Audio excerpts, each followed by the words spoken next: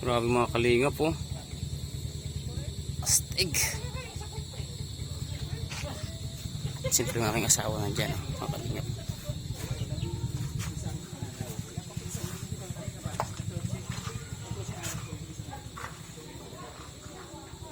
Ay, masaya siya. Ay. Siya ba mga kalingap po? Bukas yung natrabahoin po namin yung looban. Dito po. At lagyan po namin ng ano doon sa taas. Planchado. Mga kalingap. Galing. Ganda.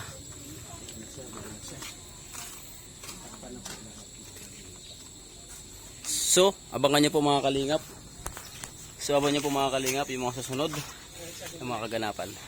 Day 11. Ang bilis-bilis po talaga mga kalingap. Ito po sila eh. Diba?